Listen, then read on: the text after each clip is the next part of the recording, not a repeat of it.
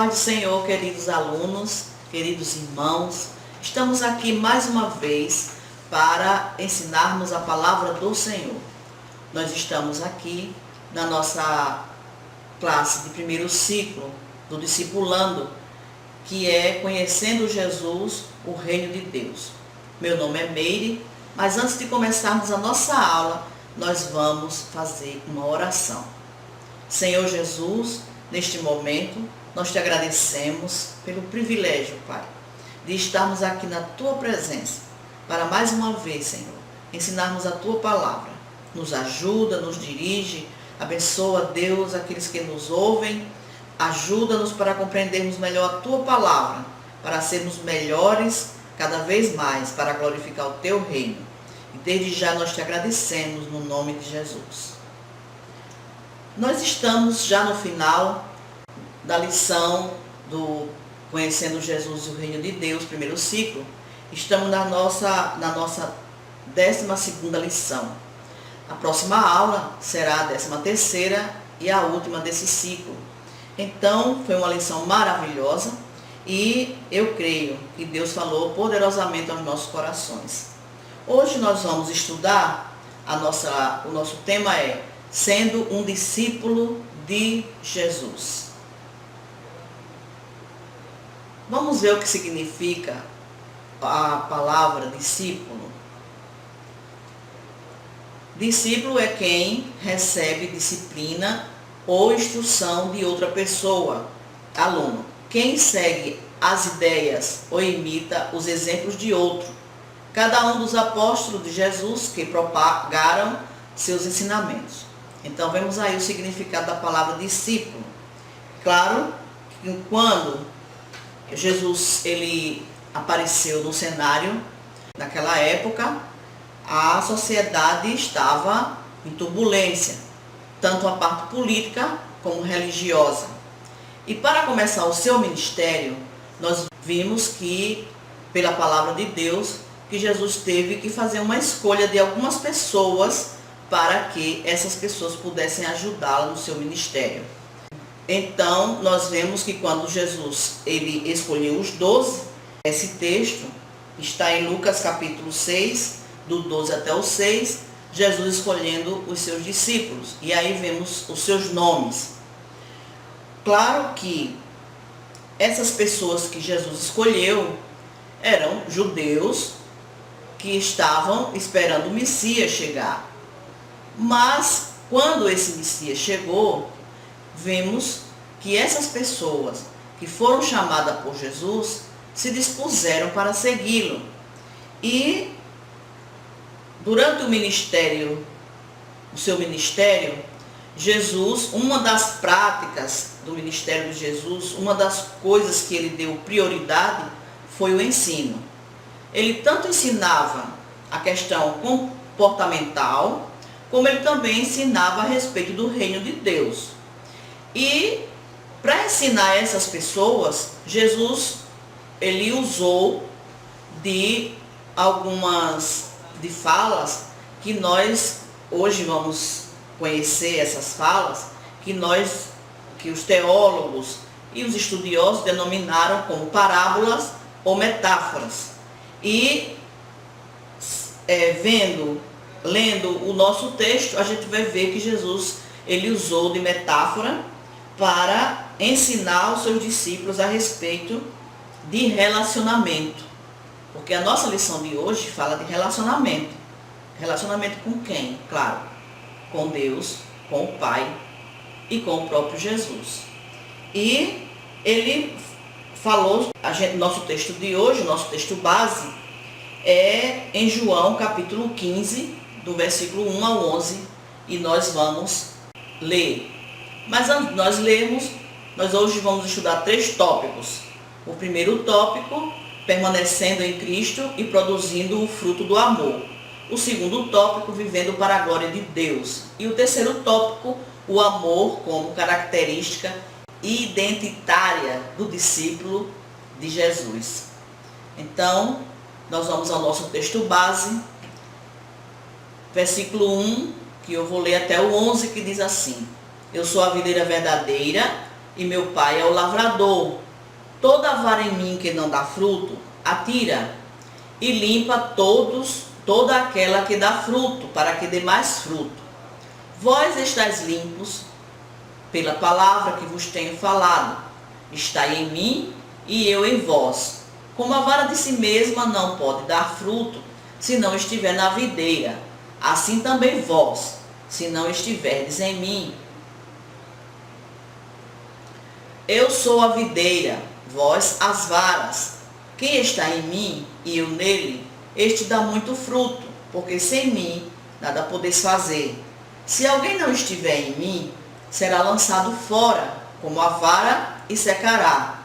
E os colhem e lançam no fogo e ardem.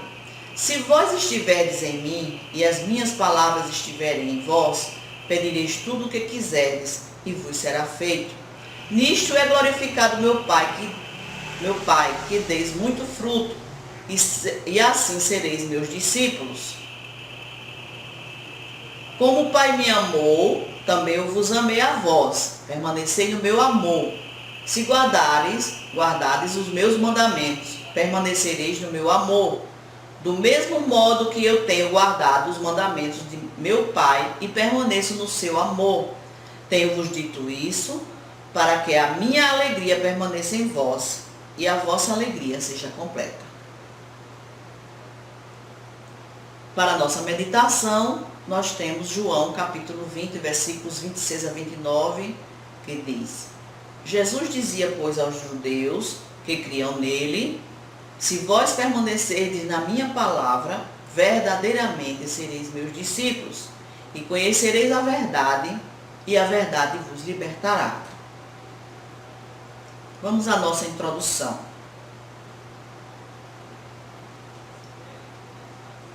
Vemos que para seguir a Jesus é necessário de pronto que se tenha fé, pois ele não ilude os seus seguidores com a ideia de que eles obterão alguma vantagem imediata ou material por segui-lo. Então nós vemos que quando Jesus ele começou a falar sobre o reino de Deus e qual o objetivo da sua vinda, ele usou de algumas palavras, e uma delas foi: quem quiser vir após mim, negue-se e siga-me. Negue-se a si mesmo e siga-me. Então, Jesus ele falava para os seus seguidores. E quando Jesus começou a falar a respeito de como seria uma vida em segui-lo, a Bíblia diz que muitos daqueles que o ouviam começaram a achar muito dura a palavra do Senhor. Por quê? Porque quando Jesus ele começou os seus ensinos ou o seu discurso, ele não usou de articulação para ganhar os seus seguidores, contrário do que nós vemos hoje. Em algumas igrejas, a pregação dos seus líderes está atraindo os seus seguidores com muitas vantagens materiais, prometendo coisas que o próprio Jesus ele não pregou. E esses líderes, ou seja, os seus seguidores, muitas vezes se pegam ou se acham decepcionados, porque muitas vezes vão atrás de vantagem e não conseguem. Jesus não usou desse tipo de persuasão. Jesus ele foi muito sincero quando ele começou a pregar sobre o reino de Deus e a ensinar sobre isso. Então, algumas pessoas, claro, a situação política de Israel era uma situação difícil, porque estava sob o domínio de Roma. E por isso, quando Jesus veio falando de renúncia, falando que teria que largar tudo para segui-lo, algumas pessoas provavelmente acharam difícil seguir a uma pessoa que não lhe dava nenhuma vantagem. Primeiro, Jesus não era rico. Como é que ele ia prometer vantagens materiais para os seus seguidores? Logo, eles perceberam que Jesus não era a pessoa ou o líder que eles queriam ter. E aí alguns se dispersaram. Mas aqueles que ele escolheu para ser seus discípulos, claro, o seguiram até o fim. Infelizmente, alguns se dispersaram pertinho de sua morte. Mas vemos que os 12 o seguiram durante os seus 3 anos de ministério. Então, nas suas falas, nos seus ensinamentos, vemos que Jesus usou a metáfora da videira. Em outra situação, ele usou outros tipos de metáforas. E essas metáforas, ou que nós também conhecemos como parábola, elas foram muito inspiradoras para poder Jesus trazer ensinamentos que pudessem serem melhores assimilados. Nós vemos a metáfora do semeador, da vinha e do vinhateiro, dos trabalhadores da última hora, da ovelha perdida, do bom pastor, do joio e do trigo, e vemos outras metáforas, ou também chamadas parábolas. E agora nós vimos no capítulo 15, também conhecida como a videira e os ramos, que nós temos como texto base hoje. Jesus se apresenta como a videira verdadeira no capítulo 15 do Evangelho de João. Essa é uma das alegorias mais conhecidas da Bíblia. E aí nós vemos que quando Jesus se apresenta como a videira, essa alegoria trazia, porque Jesus usou a videira como um dos seus ensinamentos nessa alegoria. Porque essa videira, ou a planta videira, ela já era usada por alguns dos profetas. Vemos que Jeremias usou, num dos textos bíblicos, Jeremias usou, falando que Israel era comparada a uma videira. E temos também outros textos falando sobre a videira. E aí era uma agricultura comum naquela época, a agricultura da videira. Por isso que Jesus usou essa fala, essa palavra, ou seja, sobre essa plantação da videira, porque era muito conhecida de Israel. Vamos ver o primeiro tópico da nossa lição. Permanecendo em Cristo e produzindo o fruto do amor. Primeiro tópico. A metáfora da figueira. Qual é o significado de metáfora? É uma figura de linguagem que produz sentidos figurados por meio de comparações.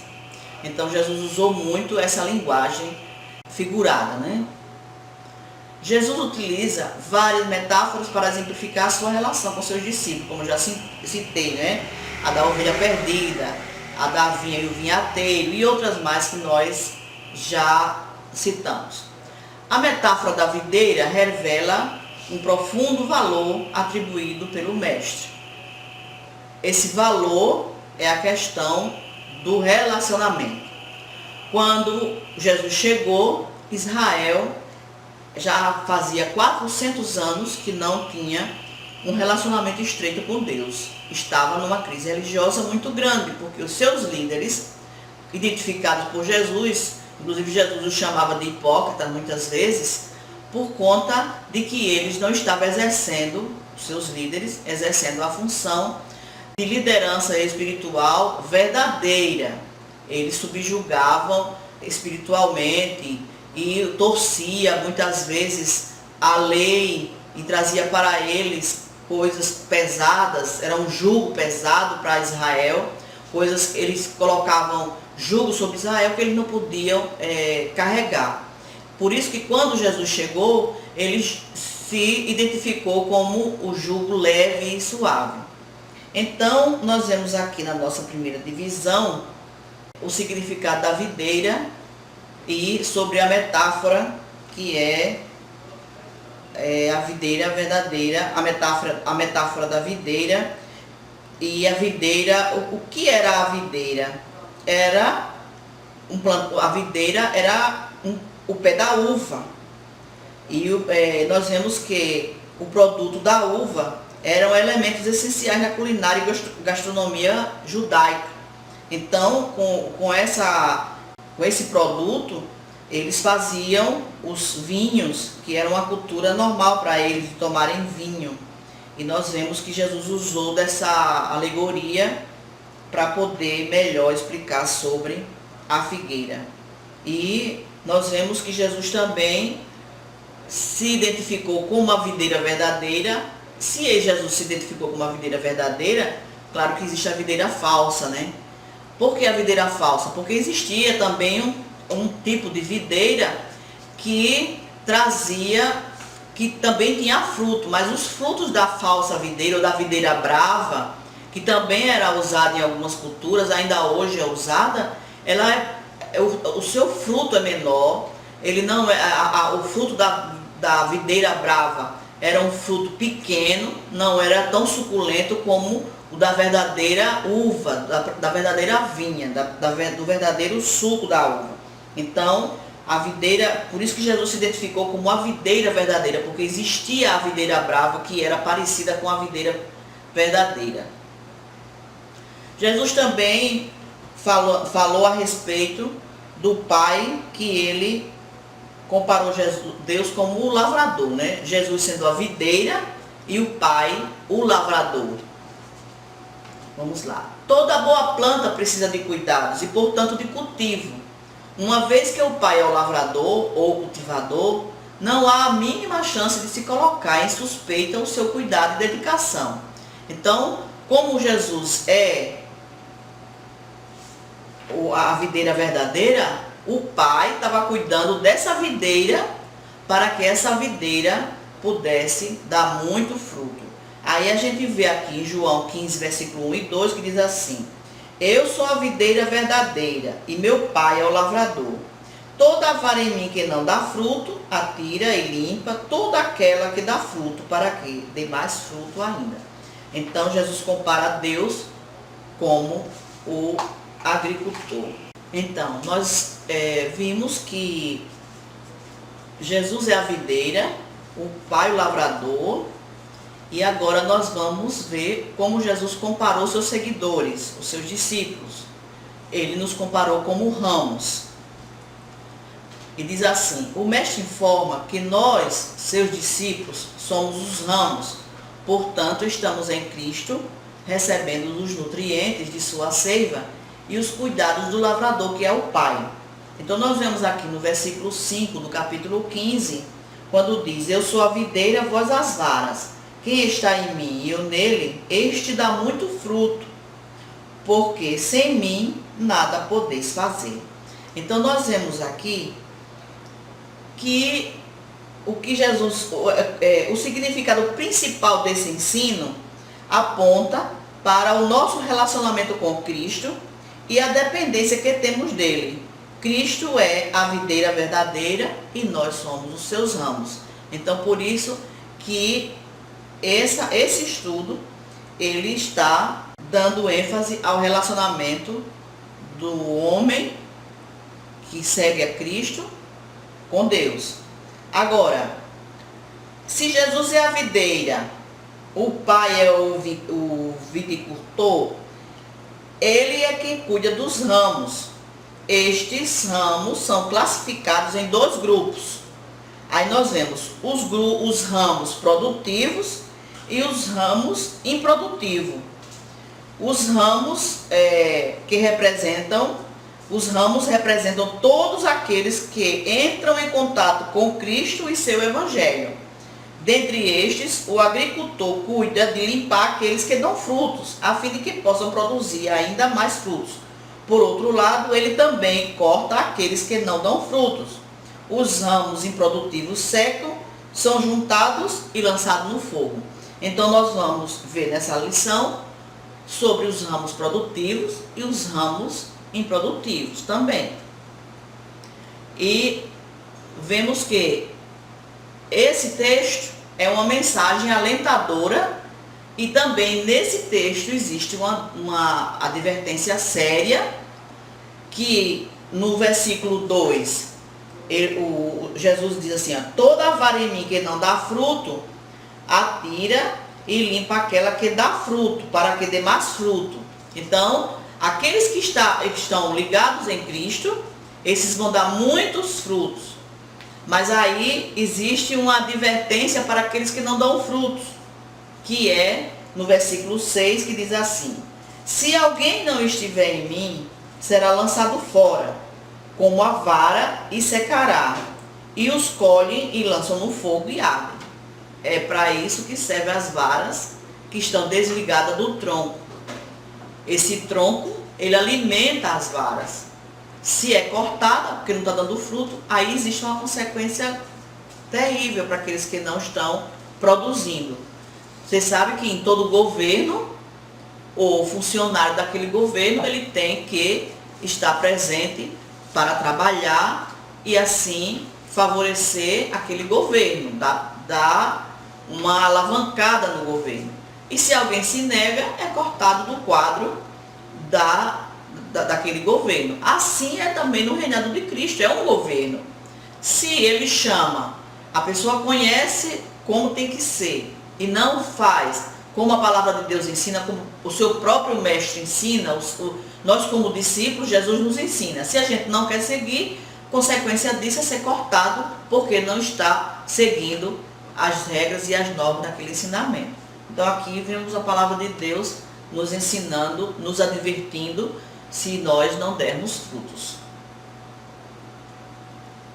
Segundo tópico, vivendo para a glória de Deus. Primeiro subtópico, o significado da metáfora. Jesus utiliza a metáfora da videira para exemplificar a relação entre o Pai, Ele e nós, como já falei, né? É evidente que se os ramos não estiverem ligados ou fazendo parte da videira, significa que estão mortos. Na verdade, nós vemos que algumas pessoas aceitaram a Cristo como Salvador e essas pessoas são apenas ouvintes, vão para a igreja ou assistem uma pregação na internet, e essas pessoas acham que o fato de simplesmente aceitar a Cristo já é tudo, mas não é. Todo aquele que aceita Cristo como Salvador, ele tem que ser alguém que frutifique. Você sabe muito bem que quando nós aceitamos a Cristo, eu me lembro que quando eu me converti a Cristo, a primeira coisa que me ensinaram foi: seja frutífero, porque você vai ser muito abençoado por Deus. E eu até hoje, não me canso de servir a esse Senhor, porque Ele é fiel e Ele é um bom pagador. Então, não é com esse interesse que eu o sirvo, mas é por gratidão que eu o sirvo pelo que Ele fez na minha vida, na vida da minha família. Então, sejamos gratos e sejamos frutíferos. Todo crente, ele precisa ter esse tipo de gratidão. Segundo subtópico diz, a petição do discípulo. E aí vemos no versículo 7, que diz assim: se vós estiverdes, presta atenção, como é que diz? Se vós estiverdes em mim, e as minhas palavras estiverem em vós, pedireis tudo o que quiserdes, e vos será feito. Algumas pessoas acham, como a gente tem recebido orientação do nosso querido pastor Isvaldo, algumas pessoas acham que é de qualquer jeito que você vai pedir e vai receber tudo que tem vontade de receber. Mas não é assim que Jesus ensina. Jesus diz assim: se vós estiverdes em mim e as minhas palavras estiverdes em vós. Aí vem, como diz aqui no nosso segundo tópico, a petição do discípulo. O pedir está diretamente relacionado ao estar em Jesus. Se eu estiver nele, pedireis tudo o que quiserdes e vos será feito. Então a gente tem que fazer uma avaliação se nós estamos em Cristo e se essa petição que estamos fazendo, ela está adequada com o meu relacionamento com Deus. Porque às vezes um filho trata o pai de qualquer jeito e quando necessita, acha que o pai tem a obrigação de atendê-lo, mas não é assim. Tem que haver uma reciprocidade. Tem que haver um bom relacionamento entre pai e filho, entre eu e Deus, entre você e Deus também. Aí sim a nossa oração vai ser ouvida. As petições que estão em Cristo jamais serão egoísticas e mesquinhas. Quero lhe dizer uma coisa. Deus nunca vai atender a minha oração e a sua se eu estou pedindo para a minha glória, para a minha simples satisfação, para exibir-me com as bênçãos que Deus poderá me dar. Mas Deus, ele não é enganado por ninguém. A Bíblia diz que Deus nos conhece por dentro e por fora. Deus, ele nos sonda. Foi ele que viu antes que a gente tivesse forma. O salmista diz, ainda uniforme, Deus já nos conhecia.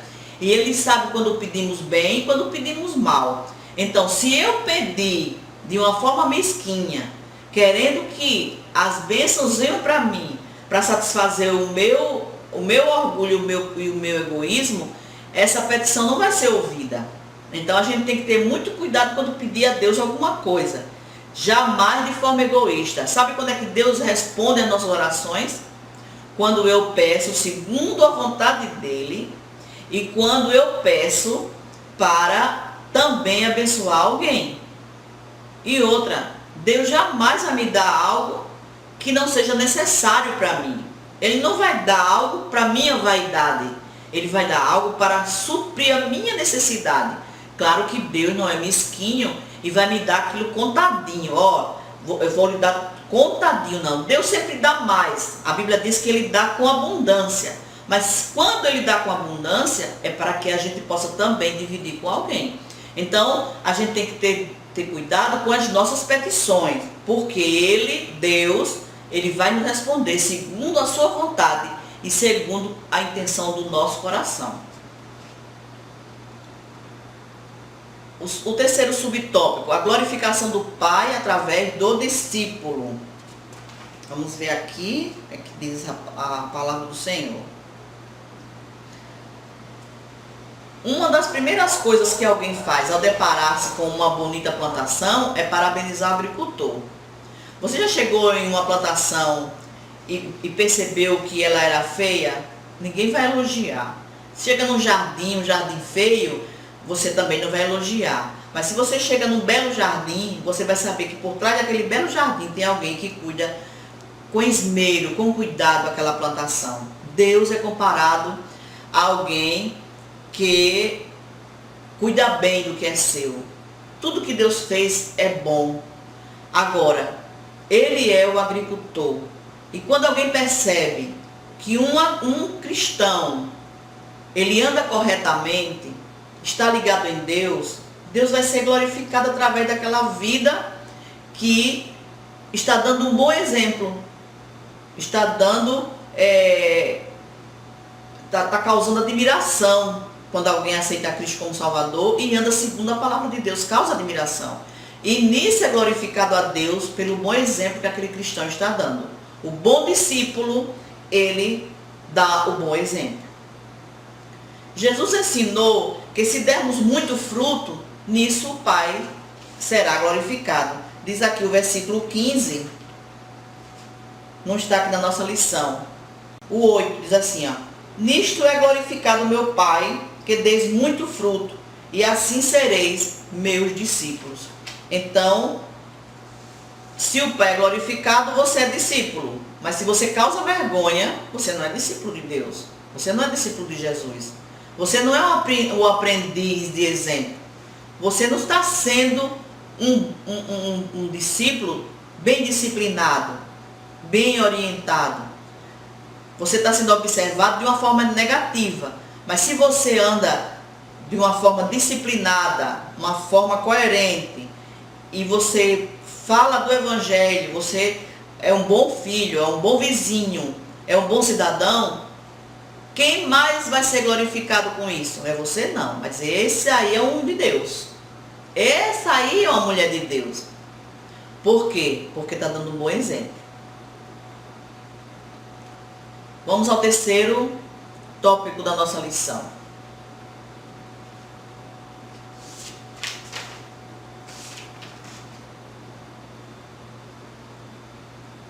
O primeiro subtópico do terceiro tópico diz a frutificação abundante como prova do discipulado. João 15:8, o fruto, ele é o objetivo, ou seja, o objeto da vivência do amor. Então, quando eu produzo bem, eu sou um bom crente, porque estou glorificando a Deus através dos frutos. Diz assim, não podemos nos esquecer que o amor deve ser revelado em atitudes. Não adianta dizer que ama e tem fé se não tiver as boas obras. Tiago 2:14 fala sobre isso. Então, nós vemos que isso resultará na glorificação do Pai e na atração de outras pessoas que quererão juntar-se a nós. Quando alguém vê que você realmente é uma pessoa honesta e vive aquilo que você diz que prega, ou seja, você diz que é de Deus, então alguém vai dizer assim, realmente é de Deus, e vai se juntar a você, e vai se juntar a mim. Então, diz aqui a nossa lição, que atrelada à realidade da glorificação do Pai através da abundância da nossa frutificação, Jesus condicionou a veracidade do nosso discipulado, ou seja, o Mestre afirmou que além desse ato glorificar o Pai, tal será uma prova de que somos de fato seus discípulos. Aí conhecerão que somos os seus discípulos, diz aqui no versículo 8, nisto é glorificado meu Pai, que deis muito fruto, e assim sereis meus discípulos. Aí nós vemos agora o segundo subtópico, a marca identitária é também a prova definitiva. O meu mandamento é este, essa é a prova, que vos ameis uns aos outros, assim como eu vos amei. No versículo 15 de João, o versículo 12, diz assim, o meu mandamento é este, que vos ameis uns aos outros, assim como eu vos amei. Ninguém tem maior amor do que este, de dar a alguém a sua vida pelos amigos. Vós sereis meus amigos se fizerdes o que eu vos mando. Então nós vemos que pelo amor nós seremos conhecidos, pelo amor como nós tratamos alguém. Se eu trato alguém bem, essa é a forma de ser identificada como alguém que serve a Deus. É uma forma piedosa e é uma forma de agir também. As nossas atitudes fazem com que as pessoas percebam que nós somos de Deus ou não. Então, a instrução que Jesus dá aos seus discípulos é: o meu mandamento é este, que vos ameis uns aos outros assim como eu vos amei. Essa é a marca identitária, né?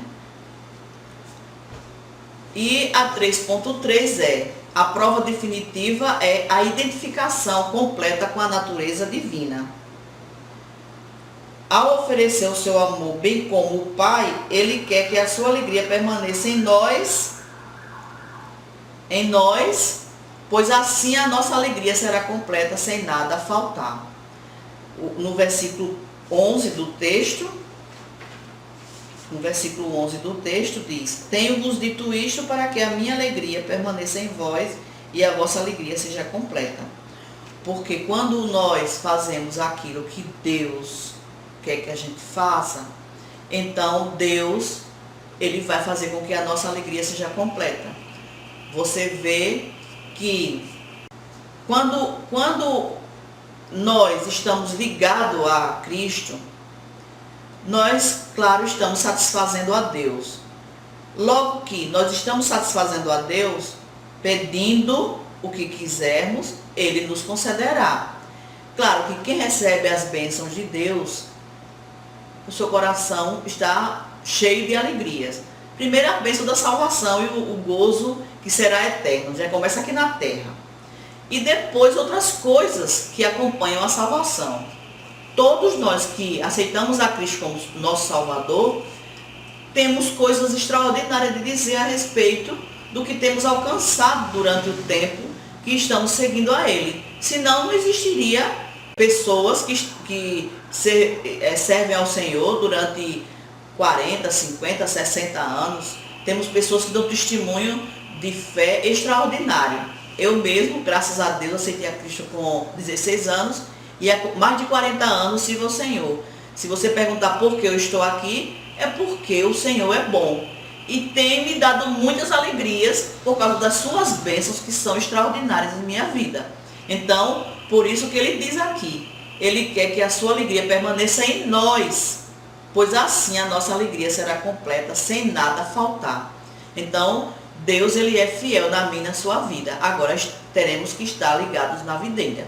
Para daqui a pouco nós concluirmos a nossa aula, a nossa lição de hoje, estudamos sobre a videira, sobre o agricultor e os ramos que estão ligados a essa videira. Videira é Cristo, o agricultor é o Pai e os ramos são todos aqueles que aceitam a Cristo como Salvador. E nós vemos que esse termo é um termo metafórico para ilustrar relacionamento entre Cristo, o Pai e os seus discípulos, que somos nós. Agora,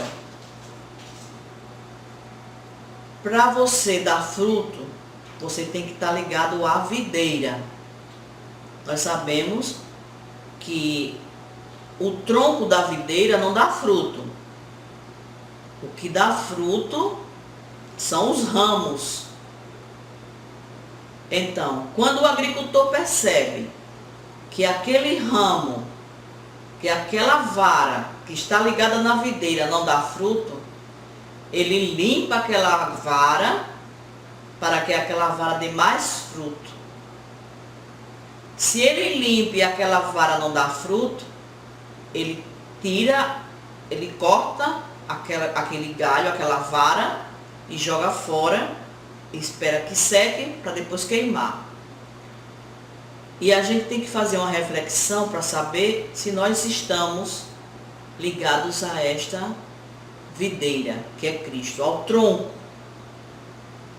Nós sabemos que a soberania de Deus, ela é extraordinária. Deus não pede licença a ninguém para fazer nada. O agricultor jamais ele vai pedir permissão à videira para fazer a sua limpeza na árvore, na sua planta. Ele simplesmente vai lá, o tronco está vivo, outras varas estão dando fruto, mas tem uma que não dá, então ele vai e arranca aquela ali. Que Deus tenha misericórdia de nós e que nós possamos dar fruto. E quando o ramo dá fruto, que fruto é esse? O fruto é o amor. Vocês sabem que o amor é tudo. Tem até um hino do Osés de Paula que fala sobre isso. E feliz é quem ama. Mas o fruto é o amor. E a característica fundamental, o fruto é o amor, e é uma característica fundamental de Deus. Vem de Deus esse amor para poder a gente exercer tudo aquilo que nós precisamos exercer através do amor. Então, que nós, se alguém não tem amor, peça a Deus, Deus dá. Deus vai lhe ajudar e você vai sentir esse amor para poder você ajudar outras pessoas. Principalmente ensinando o Evangelho, pregando a palavra de Deus, ensinando a palavra de Deus, porque Ele quer que nós sejamos pessoas envolvidas com a sua obra, transmitindo a sua palavra. Somos nós seus embaixadores, nós somos seus aprendizes. Nunca deixaremos de aprender enquanto a gente viver nessa terra. Então, sendo um discípulo de Jesus, você vai ser uma pessoa que vai agradar a Deus e não fica só por aí. você vai ver a recompensa. E a maior recompensa é a vida eterna. Jamais Deus nos deixará à mercê das circunstâncias. Deus, Ele está sempre pronto a nos dar grandes vitórias, seja elas quais forem. Deus, Ele é a sua vitória, é a minha vitória. Creia nele, trabalhe para Ele, Ele é o fiel pagador. Deus, Ele está querendo que você se disponha para agradá-lo. Se dispor a Ele lembra daquele versículo, daquela fala de Jesus que diz assim: busque primeiro o reino de Deus e as demais coisas os serão acrescentadas. Talvez estejamos preocupados demais com o dia a dia, com as nossas coisas, mas Deus, Ele quer que nos preocupemos também com o seu reino. Busque o Senhor, faça a sua vontade e você veja o que Deus vai fazer na sua vida. São grandes coisas que Deus vai fazer. Concluindo a nossa lição de hoje, nós encontramos aqui essa conclusão que diz assim: enquanto vivermos, somos discípulos de Cristo e por isso devemos permitir que o Espírito Santo nos molde e talhe segundo o perfil vivido pelo nosso Salvador. Todos os dias o cristão tem que estar aberto a aprender e a mudar. No capítulo 2 de Coríntios, capítulo 3, versículo 18, eu vou ler rapidinho esse texto que diz assim: mas todos nós, com cara descoberta, refletindo como um espelho a glória do Senhor, somos transformados de glória em glória na mesma imagem como pelo Espírito do Senhor. Então, deixe-se transformar. Deus vai lhe abençoar muito. Agora você tem que ler a sua palavra, porque a palavra de Deus ela é transformadora, como ele diz aqui no versículo 3, que nós já estamos limpos pela palavra que ele tem falado. Vós já estáis limpos pela palavra que vos tenho falado. Isso significa que quando nós aceitamos a Jesus, nós tínhamos um caráter torcido, distorcido, mas Cristo, através da sua palavra, foi nos modelando ao seu caráter, foi nos moldando, como diz aqui o apóstolo Paulo, ele foi nos talhando como um marceneiro tirando os nós, e aí nós chegamos perto ao perfil de Cristo. Se nós não formos parecidos com Cristo, não somos um cristão cheio defeituosos que não queremos essa transformação. Mas vamos nos deixar moldar por Ele. Deus é fiel. Deus nos ajude a você mais uma semana. E se Deus quiser, estaremos concluindo, através do professor Filipe, esta aula, lição 13, concluindo essa lição desse trimestre. Então, que Deus nos abençoe, nos guarde e que você seja uma bênção para o reino de Deus, glorificando ao Pai. Amém? Vamos fazer uma oração agradecendo por tudo que Ele tem feito por nós. Senhor, nós te agradecemos por esta aula.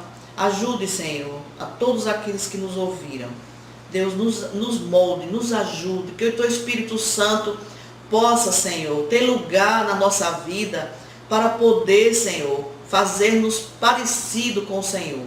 Deus, ajude a todos aqueles, Senhor, que aceitaram a Ti como Salvador. Um dia, Senhor, Tu vens buscar a Tua igreja. E eu sei que esta igreja está sendo preparada pelo Espírito Santo. E que, Deus, a Tua igreja é sem mácula. Eu quero, e os Teus filhos também querem, se incluir entre esses que estão se preparando para o dia da Tua vinda, este grande dia glorioso. Abençoa a Tua igreja. Abençoe, Senhor, o Teu povo da terra. Esperamos, Senhor, que na próxima lição, se o Senhor não tiver voltado, também seja uma bênção. Desde já nós te agradecemos, em nome de Jesus. Amém.